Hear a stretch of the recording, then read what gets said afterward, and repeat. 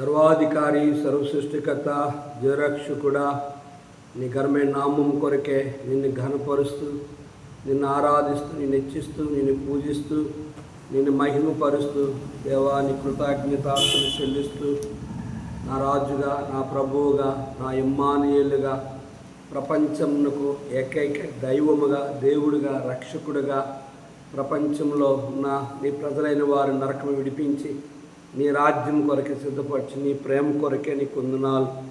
ప్రపంచ దేశముల మధ్య సరిహద్దు వివాదముల కొరకు వారి మధ్య ఎటువంటి విరోధ భావములు లేకుండా ఆ వివాదాల నుంచి విడిపించు.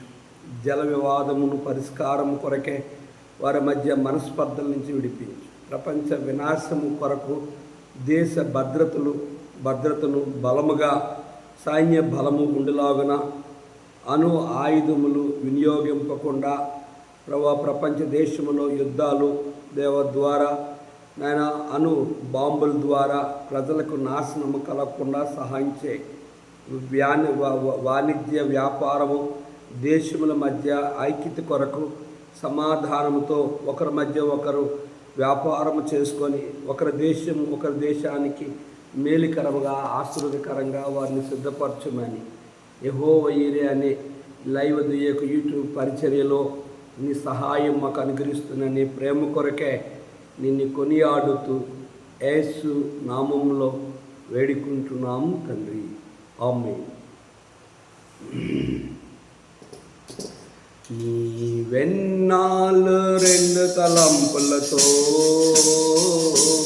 నీ వెన్నాళ్ళు రెండు తలంపులతో కుంటి నాడెచగా నీవు, కుంటి నాడెచగా నీవు. యెహోవా నీ దేవుడా, లేక వేరే దేవతలున్నారా? యెహోవా నీ దేవుడా, లేక వేరే దేవతలున్నారా? మారు మనసు పొందు మీపుడే, జీవిత మోసముల నుండి మారు మనసు పొందు మీపుడే, జీవిత మోసముల నుండి పరిశుద్ధులమై నిర్దోషులుగా ప్రభు దినమందు కనబడేదం. పరిశుద్ధులమై నిర్దోషులుగా ప్రభు దినమందు కనబడేదం. నీ వెన్నాళ్ళు రెండు తలంపులతో, నీ వెన్నాళ్ళు రెండు తలంపులతో పడిపోయిన నీ బలిపీఠం సరిచేయుటకు నీవు సిద్ధమా? పడిపోయిన నీ బలిపీఠం సరిచేయుటకు నీవు సిద్ధమా? ఇశ్రాయేలు దేవుని వేడినా అగ్ని మూలముగా బదులిచెను. ఇశ్రాయేలు దేవుని వేడినా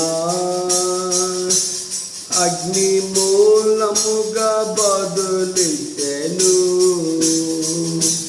నీ వెన్నాళ్ళు రెండు తలంపులతో, వెన్నాళ్ళు రెండు తలంపులతో ఇంతవరకు నిన్ను నడిపిన ఎబెనేజర్ నీ దేవుని ఇంతవరకు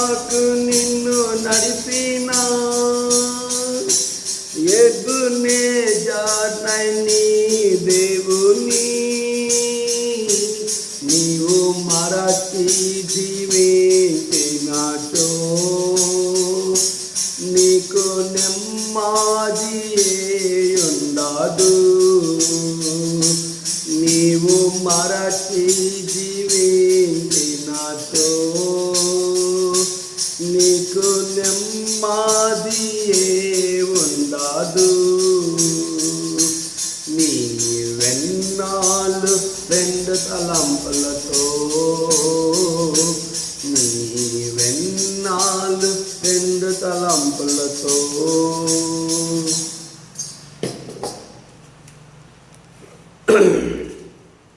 గలతీ పత్రిక 2వ అధ్యాయము 7వ వచనాన్ని చదువుకుందాం.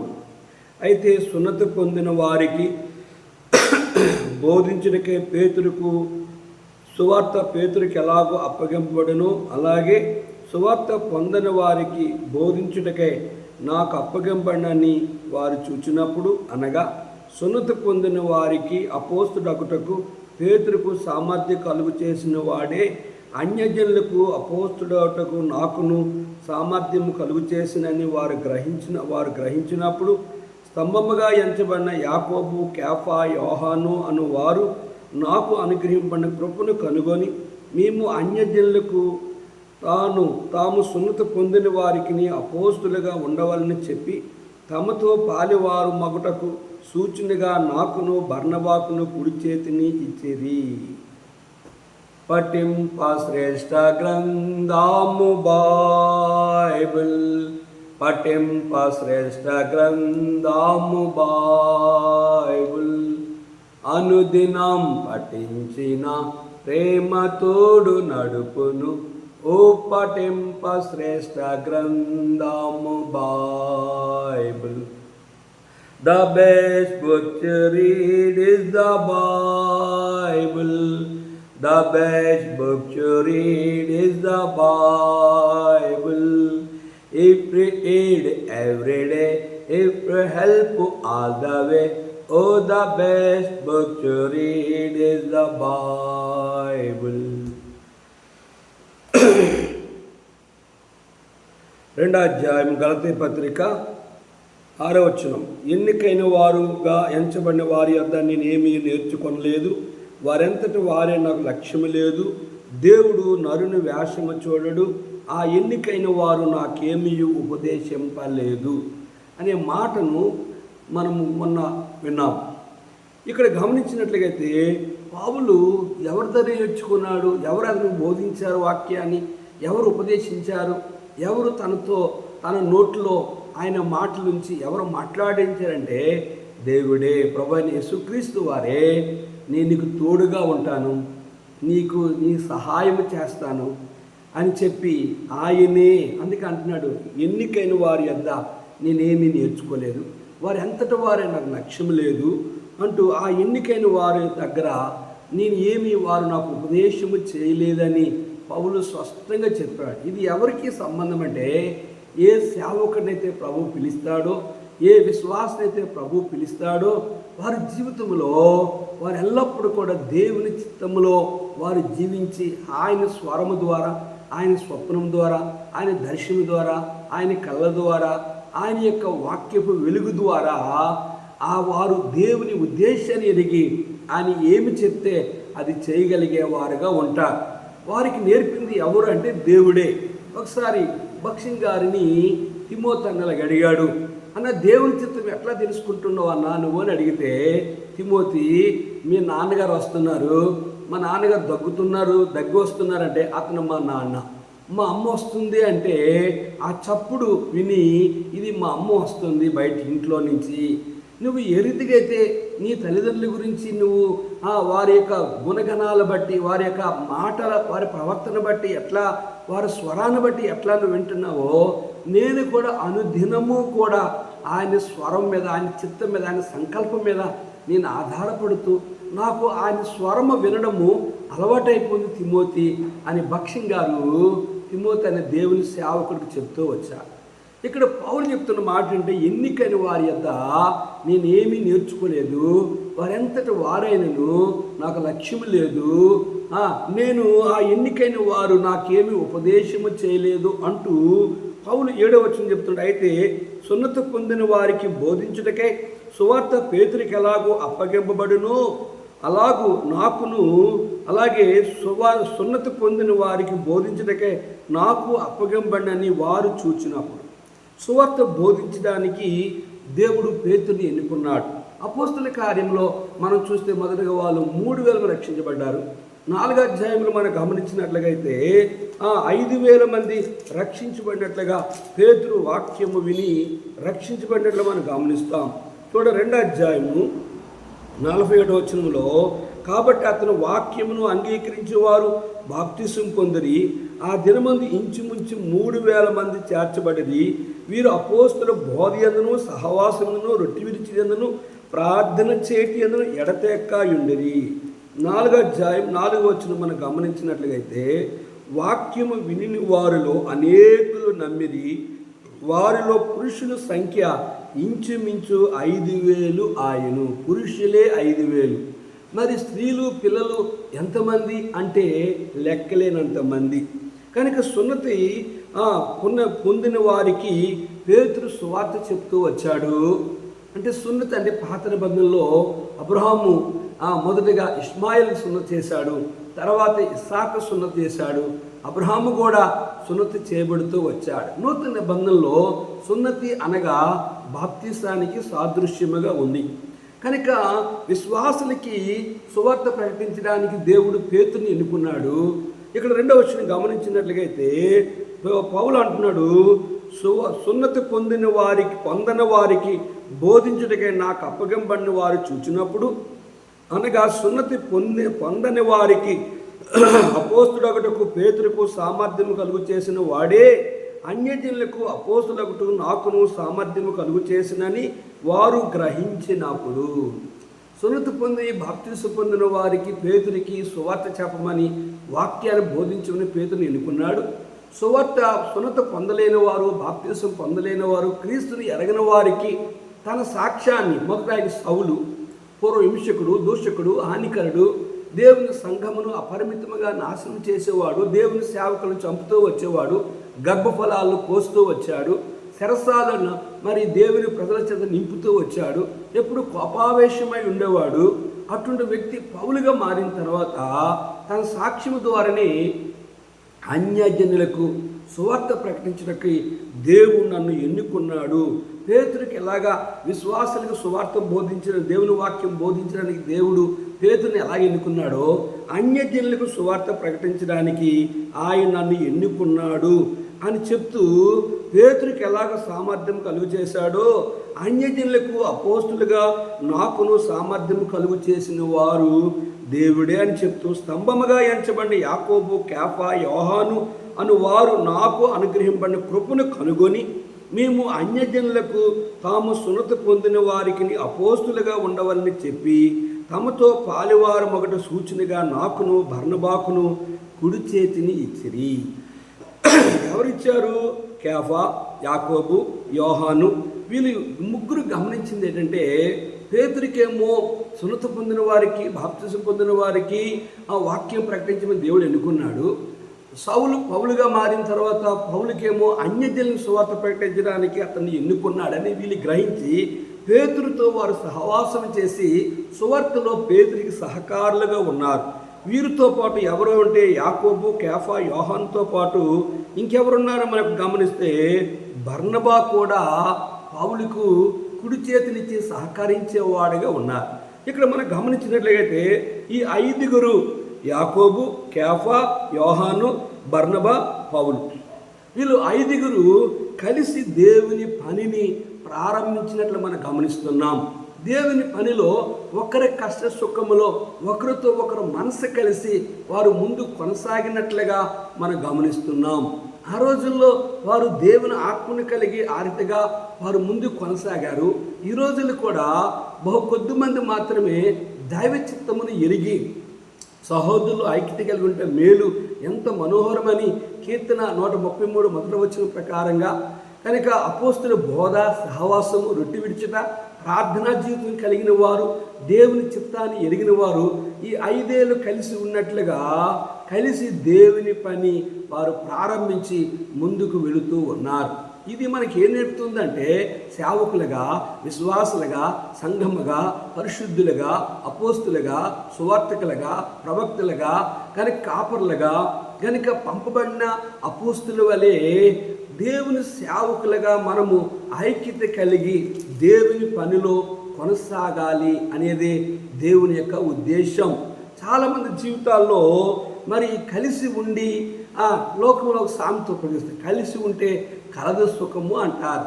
కలిసి ఉండు ద్వారా ఒకరి క్షేమం కొరకు, ఒకరు మేలు కొరకు, ఒకరితో ఒకరు పాలువారుగా.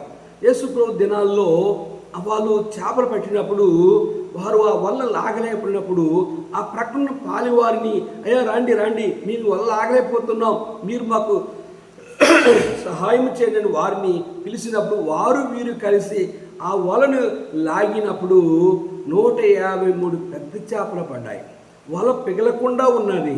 వాళ్ళు ఐక్యత కలిగినట్లుగా మనం గమనిస్తున్నాం. యేసుప్రభువు వారు కూడా తన 12 మంది శిష్యులను ఎక్కడికి వెళ్ళినప్పుడు కూడా తనతో పాటు వారిని తీసుకెళ్ళినట్లుగా, మరి ఇంటికి వెళ్ళినప్పుడు వారు వెళ్ళారు, బేతనీకి వెళ్ళినప్పుడు వారు వెళ్ళారు, యెరూషలేముకి వెళ్ళినప్పుడు యేసుప్రభువు వారితో వారు వెళ్ళారు. పౌలుతో కూడా చాలామంది దేవుని సేవకులు మరి కలిసి తీతు, ఫిలోమోను, ఒనేసిము అనేక మంది కలిసి పరిచర్యలో కొనసాగేవారుగా మనం గమనిస్తున్నాం. ఆ రోజుల్లో వాళ్ళ మధ్య కుట్రలు, కుతంత్రాలు, మనస్పర్ధలు, వ్యతిరేక భావము, నీ సంఘం పెద్దది, నా సంఘం పెద్దది, నీది బిల్డింగు, నా కారు ఉంది, నేను పెద్దోడిని, నేను చిన్నోడిని, నీతో నాకు సంబంధం లేదు అని ఇటువంటి తారతమ్యాలు ఆ రోజుల్లో దేవుని సేవకుల్లో లేవు. కానీ ఈ రోజుల్లో నాకు బిల్డింగ్ ఉంది, నా దగ్గర ఇన్ని సంఘాలు ఉన్నాయి, నా సంఘం ఎంతమంది విశ్వాసులు ఉన్నారు, నా దగ్గర చాలా డబ్బు ఉంది కనుక నా వాద నీ వాదేంటి, నేను టీవీలో మాట్లాడుతున్నాను, నేను ప్రపంచ దేశాలు తిరుగుతున్నాను కనుక నువ్వు నాకంటే చిన్నోడివి కనుక నీకేమీ తెలియదు అని గొప్పగా ఉన్నవారు సాధారణంగా దేవుడు పిలిచిన సేవకుల్ని కూడా చిన్న చూపు చూసిన వారుగా మనం గమనిస్తూ ఉన్నాం. ప్రియ దేవుని సేవకులారా, ప్రియ పరిశుద్ధులారా, మన జీవితంలో ఐక్యత కలిగి క్రీస్తు యేసు కలిగిన ఈ మనస్సు కలిగి ముందు కొనసాగినప్పుడే పరిశుద్ధాత్మ దేవుడు నీతో ఉంటాడు అనేదే ఈ లేఖన భాగము మనకు అర్థం. ఈరోజు దేవుని సేవకులుగా బహు కొద్దిమంది మాత్రమే పాలివారుగా, సహకారులుగా, తోటివారుగా, జతపనివారుగా, దేవుని రాజ్య సువార్త కొరకు రాయబారులుగా ప్రభువు పనిలో కొనసాగుతూ ఉన్నారు. చాలామంది ఏమవుతుందంటే విడిపోతూ ఉన్నారు. కారణం ఏంటి అంటే గొప్పవారు చిన్నవారితో ఉండడానికి, గొప్పవారు సాధారణమైన వ్యక్తులతో ఉండడానికి, గొప్పవారు పల్లెటూరులో సేవ చేసిన వాళ్ళతో, గొప్పవారు అరణ్య, కొండ, ఎడారి, లోయ, సముద్ర, మంచు ప్రాంతాల్లో ఉన్నవారితో వారు ఉండరు. కానీ వారికంటే గొప్పవారితో వారు కలిసి సేవ చేయాలని ఇటువంటి దుర్బుద్ధి కలిగిన వారుగా చాలామంది నేటి దినాన్ని కనిపిస్తూ ఉన్నారు. ఇక్కడ నేను గమనించినట్లుగా 10వ వచనంలో మేము బీదలను జ్ఞాపకం చేసుకునే వాళ్ళని మాత్రమే వారు కోరిరి, అలాగు చేయుటకును నేనును ఆసక్తి కలిగి ఇంటిని. పౌలు అంటున్నాడు, పేతురు వాళ్ళు మాకు ఇచ్చిన బాధ్యత ఏంటంటే బీదలకు మీరు జ్ఞాపకం చేసుకోండి, బీదలకు సహాయం చేయండి, బీదల అక్కర్లు తీర్చండి, బీదలకు సువార్త ప్రకటించండి, బీదలను స్వస్థపరచండి, బీదల్ని ప్రభు రాజ్యాన్ని సిద్ధపరచండి అని చెప్పినప్పుడు వారు దాని విషయంలో అలాగనే నేను ఆసక్తి కలిగి బీదల విషయంలో నేను జ్ఞాపకం చేసుకుంటూనే ఉన్నాను అంటున్నాడు పౌలు. కనుక నేటి దినాన్ని బీదల్ని ఎవరు జ్ఞాపకం చేసుకుంటున్నారు? సాధారణ సేవకుని, సాధారణమైన విశ్వాసాలని పూరు గుడిసుల్లోనికి వెళ్ళిన వారు, కొండ ప్రాంతాలకు వెళ్ళేవారు, ఎడారి ప్రాంతాలకు వెళ్ళేవారు, లోయ ప్రాంతానికి వెళ్ళినవారు, పర్వతాల మీద ఉన్న వాళ్ళ మధ్యకి లేదా నరరక్ష భక్షుల మధ్యకి అన్ని పరిస్థితులు ఏసీ ఉండి, ఏసీ కారు వచ్చి, ఏసీ లాడ్జీలు ఉండి, అన్ని విలువైన ఆహార పదార్థాలు ఉండి, లక్షల రూపాయలు, కోట్ల రూపాయలు లేదా వారు వెనుక పలు రకాల సపోర్టు కలిగిన వారినే తమ పాలివారుగా చూసుకొని ఎంచుకునేవారుగా నేటి దినాన్ని సేవకులు కనిపిస్తున్నారు. కనుక యేసుప్రభువు వారు ఆయన ఈ రీతిగా చెప్పాడు మత్తయి 20వ అధ్యాయంలో, నేను ఆకలి గుంటిని మీరు నాకు భోజనం పెట్టేదరా, నేను దప్పికొంటిని నాకు దాహం తీర్చిదరా, నేను రోగ్గా ఉన్నాను చూడవచ్చురా, నేను చెరసాల్లో ఉన్నాను నాకు సహాయం చేసి. ఎప్పుడు ప్రభావాలకు ఉన్నామంటే ఎడం చేతి వైపు ఉన్న వారిని చూసి అన్నాడు, ఆ మేకలుగా ఉన్న వారిని అవిశ్వాసం అంటున్నాడు, కనుక వీళ్ళు ఎప్పుడూ నాకు చేయలేదు. కుడి చేతి వైపు ఉన్న గొర్రెల్లో ఉన్న వారిని చూసి అన్నారు, వీరు నాకు చేశారు, నాకు చేసినట్లయితే బీదలకు చేసినట్లయితే నాకు చేసినట్లగే అని చెప్పి. బీదలకు అప్పిచ్చేవాడు యెహోవాకు అప్పిచ్చిన వాడే. బీదలకి అప్పిచ్చేవాడు వాడు ఇస్తే తీసుకో నీకు అవసరమైతే, లేదు వాడిని క్షమించి విడిచిపెట్టి అయా నువ్వు ఇవ్వద్దులా అని ఆర్థికంగా క్రీస్తు ప్రేమను వాడికి పంచేవాడుగా ఉండాలి. కానీ నేటి దినాన్ని అనేక మంది తమ్మును తాము గొప్ప చేసుకునేవారు, గొప్ప గొప్ప వారినే ఎన్నుకొని గొప్ప గొప్ప వారితో సహవాసం చేసి గొప్ప గొప్ప వారినే వారు పిలిచి దేవుని పనిలో వాడుకున్నవారుగా మనం గమనిస్తున్నాం. బీదవారిని కానీ లేదా ఒకళ్ళ బలహీనమైన సంఘములు కానీ లేదా ఒక చిన్న సంఘము కానీ ఒక చిన్న సేవకుడు కానీ కొన్ని కష్టాల గుండా వెళ్ళిన వారిని ఎవరు పట్టించుకోలేని వారుగా నేటి దినాన్ని మనం గమనిస్తున్నాం. 11వ వచనంలో అయితే కేఫా అంతియొక్కు వచ్చినప్పుడు అతడు అపరాధిగా తీర్చబడిన గనుక నేను ముఖాముఖిగా అతను ఎదిరించి తిని ఎల్లనగా యాకోబునొద్ద నుండి కొందరు రాకమునుపు అతడు అన్యజనులతో భోజనము చేయుచుండును గాని వారు రాగానే సున్నతి పొందిన వారికి భయపడి వెనికి తీసి వేరైపోయెను. ఇక్కడ గమనించినట్లయితే కేఫా అంతియొక్కు వచ్చినప్పుడు అపరాధిగా అంటే పాపిగా తీర్చబడ్డాడు. నేను అతన్ని ముఖాముఖిగా ఎదిరించాను అంటున్నాడు పౌలు.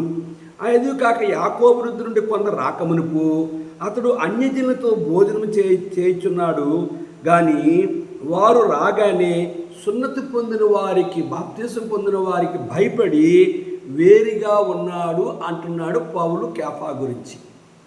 కనుక 2వ వచనం మన 11వ వచనం గమనిస్తే తక్కిన యూదులను అతనితో కలిసి మాయవేషము వేసుకుని కనుక బర్నబా కూడా వారి వేషధారణ చేత మోసపోయెను. ఇక్కడ చాలామంది వారిని చూసి కేఫా యూదులకు భయపడి కనుక అన్యజనులతో సున్నతి పొందిన వారితో పొందిన వారితో భోజనం చేయడానికి వెనికి తీశాడట. కనుక పౌలు కనుక బర్నబా కూడా వారి వేషధారణ చేత మోసపోతూ వచ్చాడు. అయితే అక్కడికి బర్నబా కొంతమంది యూదులు రాగానే యాకోబునొద్ద నుండి కొందరు రాకమునుపు అతడు అన్యజనులతో భోజనం చేయుచుండును కానీ అన్యులతో భోజనం చేశాడట. వారు రాగానే వారికి భయపడి వేరైపోయాడట. తక్కిన యూదులతో కలిసి మాయవేషం వేసుకొని గనుక బర్నబా కూడా వారి వేషధారణ చేత మోసపోయింది. ఇది మనకేం కనిపిస్తుంది అంటే కేఫా కనుక అన్యజనులతో భోజనం చేశాడని కనుక కొంతమంది అతడికి వచ్చినప్పుడు వారికి భయపడి వేరుగా ఉండి కనుక మరి కేఫా ఎలాగైతే అన్యులతో కలిసి భోజనం చేశాడో వారితో పాటు బర్నబా కూడా భోజనం చేసి వారితో కలిసిపోయినట్లుగా వారి వేషధారణ చేత మోసపోయినట్లుగా మనకి ఇక్కడ లేఖనం కనిపిస్తుంది. దేవుని సేవకులుగా విశ్వాసులుగా పందుమాంసము తినకూడదని వాక్యం సెలవిస్తుంది. అవిశ్వాసైన వ్యక్తి నీ ఎదుట ఉన్నప్పుడు వాడి ఎదుట నువ్వు భోజనం చేసినప్పుడు ఆ వ్యక్తిని రక్షించుకోవాలంటే చూడండి, రోమాపత్రిక 8వ అధ్యాయంలో మనం గమనించినట్లయితే దేవుని వాక్యము ఏమి చెప్తుంది అని మనం గమనించినట్లయితే వారు వచ్చినప్పుడు వారి ఎదుట మనం భోజనం చేసినప్పుడు బలహీనంగా ఉన్న వారి వ్యక్తి ఎదుటిని మనం చాలా జాగ్రత్తగా ఉండి మన ప్రేమ ద్వారా అతన్ని రక్షించుకోవాలి. చూడండి ఇక్కడ దేవుని వాక్యం ఏం చెప్తుంది. మొదట రోమపత్రిక 14వ అధ్యాయం విశ్వాస విషయమై బలహీనైన వారిని చేర్చుకొనిడి ఆయనను సంశయములను తీర్చుటకు వాదమును పెట్టుకొనవద్దు. ఒకడు సమస్తమును తినవచ్చునని నమ్ముచున్నాడు, మరి ఒకడు బలహీనై ఉండి కూరగాయలనే తినుచున్నాడు. తినువాడు తినని వారిని తునీకరింపకూడదు, తినినవాడు తినని వారికి తీర్పు తీర్చకూడదు. ఎల్లనగా దేవుడు అతన్ని చేర్చుకొను. పరుని సేవకునికి తీర్పు తీర్చుటకు నీవెవడవు? అతడు నిలిచియుండుటైనను పడియుండుటైనను అతని సొంత యజమాని పనియే అతడు నిలుచును. ప్రభువు అతన్ని నిలవబెట్టుకు శక్తి గలవాడు. ఒకడు ఒక దినము కంటే మరొక దినము మంచి దినమనించున్నాడు, మరి ఒకడు ప్రతి దినము సమానముగా ఎంచుచున్నాడు. ప్రతివాడు తన మట్టుకు తానే తన మనసులో రూఢిపరుచుకున్న వలను దినమును లక్ష్యపెట్టువాడు ప్రభువు కోసమే లక్ష్యపెట్టుచున్నాడు. తినువాడు దేవుని కృతజ్ఞతాస్తులు చెల్లించున్నాడు గనుక ప్రభువు కోసమే తినుచున్నాడు. తినని వాడు ప్రభువు కోసమే తినుట మాని దేవునికి కృతజ్ఞతాస్తులు చెల్లించున్నాడు. మనలో ఎవడను తన కోసమే బ్రతకడు, ఎవడను తన కోసమే చనిపోడు. మనము బ్రతికినను ప్రభువు కోసమే బ్రతుకుచున్నాం, చనిపోయినను ప్రభువు కోసమే చనిపోచున్నాం. కాబట్టి మనం బ్రతికినను చనిపోయినను ప్రభువు వారమై ఉన్నాం. తాను సజీవులకును మృతులకును సజీవులకును ప్రభు అయ్యుటకు ఇందు నిమిత్తమే కదా క్రీస్తు చనిపోయి మరలా బ్రతికను. అయితే నీవు నీ సహోదరునికి తీర్పు తీర్చనేలా, నీ సహోదరుని నిరాకరింపనేలా మనమందరము దేవుని న్యాయపీఠం ఎదుట నిలుతుము. గమనించారా? పౌలు ఈ విషయాన్ని చదవబడిన లేఖన భాగము మీరు వింటే అది మీకు అర్థమవుతుంది చాలు. కానీ ఇంకా మన టైం లేదు కనుక ఇంకో విషయం గమనించినట్లయితే కనుక కేఫా అతని దగ్గరికి వచ్చిన వారు విషయం భయపడి వెనుక తీసి వేరైపోయి కేఫా వలె బర్నబా కూడా వారి వేషధారణ చేత మోసపోయినట్లుగా మనం గమనిస్తున్నాం. నేటి దినాన్ని కూడా చాలామంది అనేకమైన అనుమానాలు కలిగి వారు ఆ తప్పు చేస్తున్నారు, వారు ఈ తప్పు చేస్తున్నారు, వారు అది చేస్తున్నారు, ఇది చేస్తున్నారు, వారు చేయరాని చేస్తున్నారు, తినరాని తింటున్నారు అని చెప్పి విమర్శనాత్మకంగా ఈ యొక్క ఇతరుల్ని విమర్శించడం. అందుకే మనము మత్తయి 7వ అధ్యాయం గమనించినట్లయితే ఇక్కడ ఇంకొక మాట కూడా మనకు స్పష్టంగా కనిపిస్తుంది. చూడండి, మత్తయి 7వ అధ్యాయం 1వ వచనం. మీరు తీర్పు తీర్చకుడి, అప్పుడు మిమ్మును గురించి తీర్పు తీర్చబడదు. మీరు తీర్చు తీర్పు చొప్పునే మిమ్మును గూర్చి తీర్పు తీర్చబడను. మీరు కొలుచు కొలత చొప్పునే మీకును కొలవబడను. నీ కంటిలో దూలమును ఎంచక నీ సహోదరి కంటిలో నలుసును చూచుటేయాలా? నీ కంటిలో దూలముండగా నీవు నీ సహోదరిని చూచి నీ కంటిలోనున్న నలుసును తీసివేయనిమ్మని చెప్పనేలా? వేషధారి, మొదట నీ కంటిలోనున్న దూలమును తీసివేసుకొనుము, అప్పుడు నీ సహోదరుని కంటిలోనున్న నలుసును తీసివేయుటకు నీకు తేటగా కనబడను. పరిశుద్ధమైనది కుక్కలకు పెట్టకుడి, మీ ముచ్చిములను పందులు ఎదుట వేయకుడి. వేసిన ఎడల అవి ఒకవేళ వాటిని కాళ్ళతో త్రొక్కి మీ మీద పడి మిమ్మును చీల్చివేయను. గమనించారా? కనుక ఇంకా మనం గమనిస్తే 14 వచనం గమనిద్దాము. వారు సువార్త సత్యము చొప్పున క్రమముగా నడుచుకొనకపోవట నేను చూచినప్పుడు అందరి ఎదుట కేఫాతో నేను చెప్పు సమాధానం ఏమనగా, నీవు యూదుడు అయ్యుండి యూదుల వలె కాక అన్యజనుల వలె ప్రవర్తించుండగా అన్యజనులు యూదుల వలె ప్రవర్తింపవలని ఎందుకు బలవంతము చేయుచున్నావు? ఇక్కడ కేఫాను పౌలు ప్రశ్నిస్తున్నాడు. వారు సువార్త సత్యము చొప్పున క్రమముగా నడుచుకొనకపోవట చూచినప్పుడు అందరి ఎదుట నేను కేఫాను గద్దించాను, ముఖాముఖిగా అతనితో మాట్లాడాను. కనుక అతడు కొంతమంది వారికి భయపడి వేరైపోయాడు.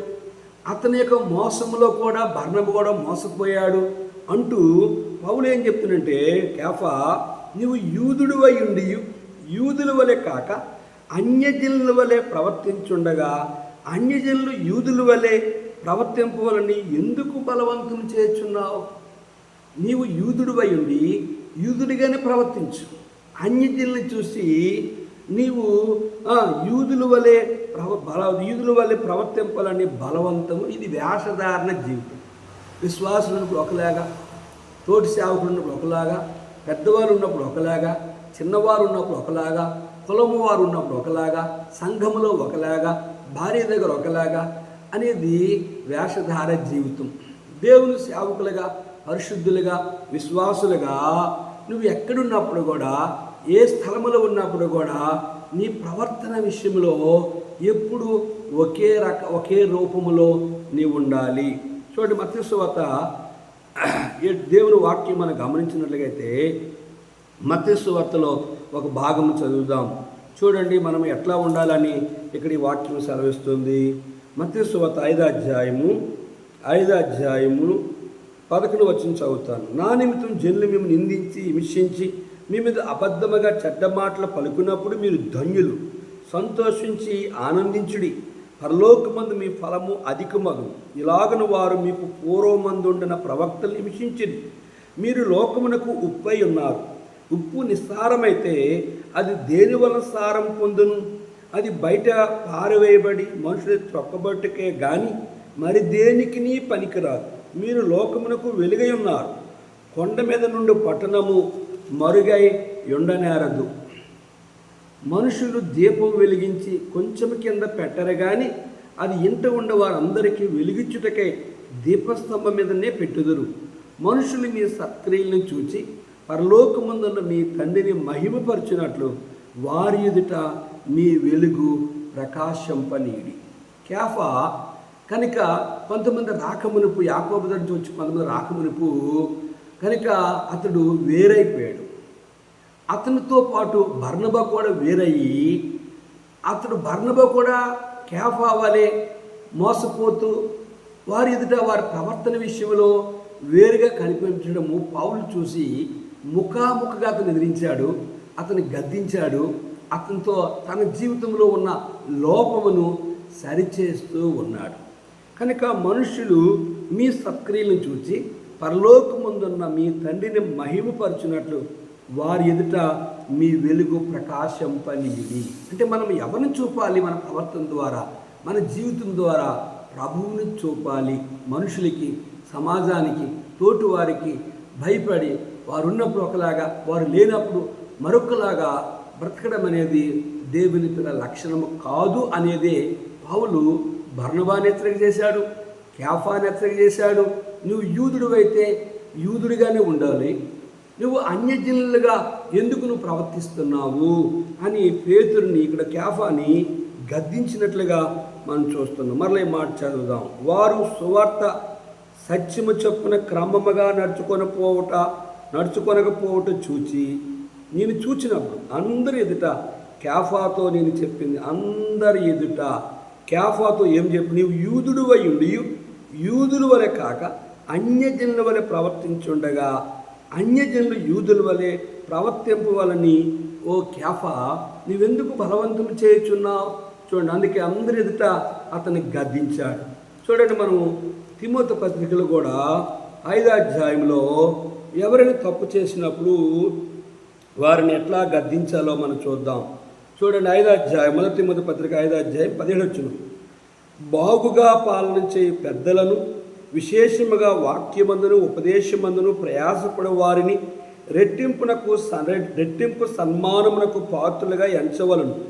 ఇందుకు నూర్చిడి ఎద్దుకు మూతికి చిక్కం పెట్టవద్దు అని లేఖనము చెప్పుచున్నది. మరియు పనివాడు తన జీతమునకు పాత్రుడు. 2-3 సాక్షులుంటేనే గాని పెద్ద మీద దోషారోపణ అంగీకరింపకము. ఇతరులు భయపడు నిమిత్తం పాపము చేయవారిని అందరి ఎదుట గద్దింపు. ఈ మాట గమనించాలి. విరోధ బుద్ధితోనైనను పక్షపాతంతోనైనను ఏమీయూ చేయక నేను చెప్పిన ఈ సంగతులను గైకొన్న వాళ్ళని దేవుని ఎదుటను క్రీస్తు యేసు ఎదుటను ఏర్పరచబడిన దేవదూతల ఎదుటను నీకు ఆనబెట్టుచున్నాను. త్వరపడి ఎవరి మీదనైనా హస్తనిక్షేపణ చేయుకుము.